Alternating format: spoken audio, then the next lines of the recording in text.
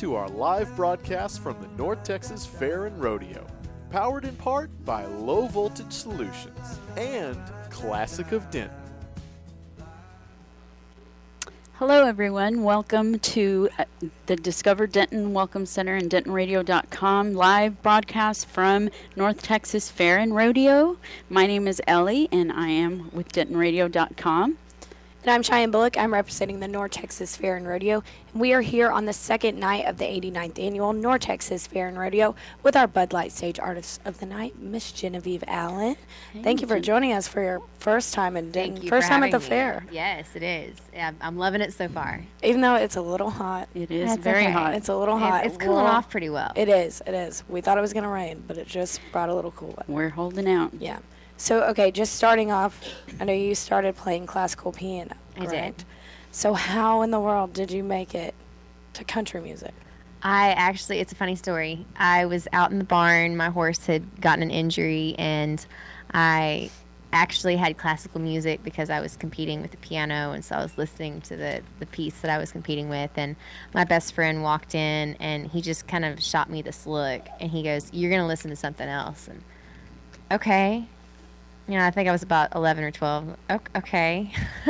And he switched it to 93Q Country out of Houston or out of Pasadena, Texas. And my life was changed. I heard Garth Brooks, and it's just like my life was just Nice. It changed. It all started from there. A lot of people get life-changing experiences with Garth Brooks. I think so. It's a theme with him. Yeah, I think so, too.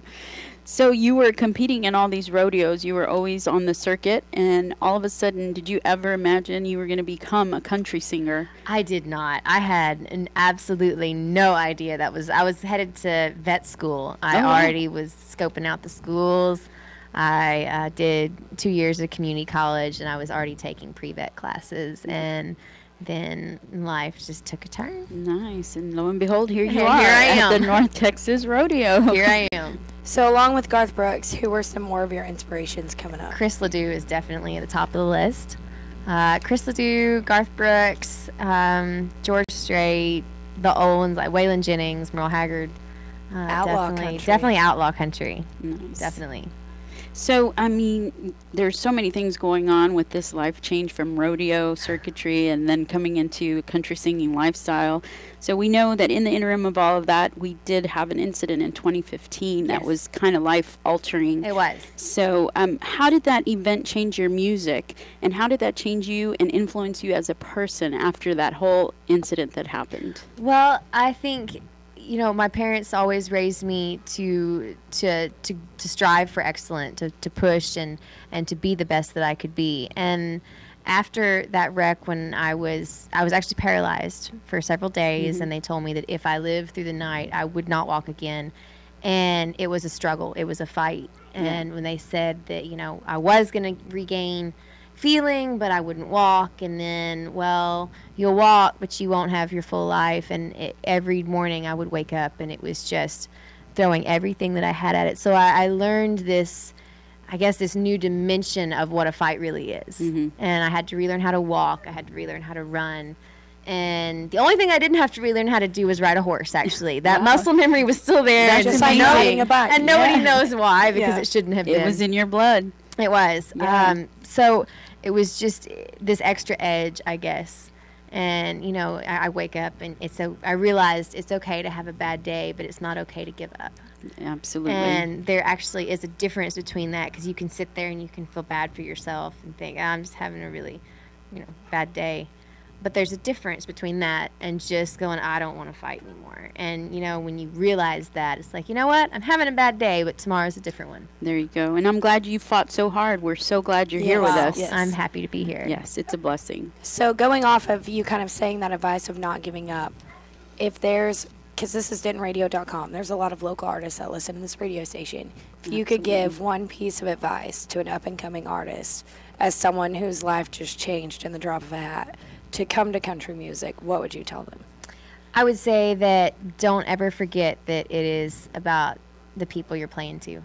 And it doesn't matter how big the audience, it doesn't matter how small the audience. What matters is that one person that's listening. And you never know whose life you're going to affect.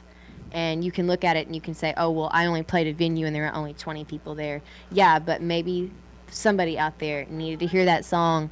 You know, when you're playing a song, especially if somebody comes up and requests it. You know, I've had people come up and say, hey, you know, my wife passed away. This was our song that we danced to at our wedding.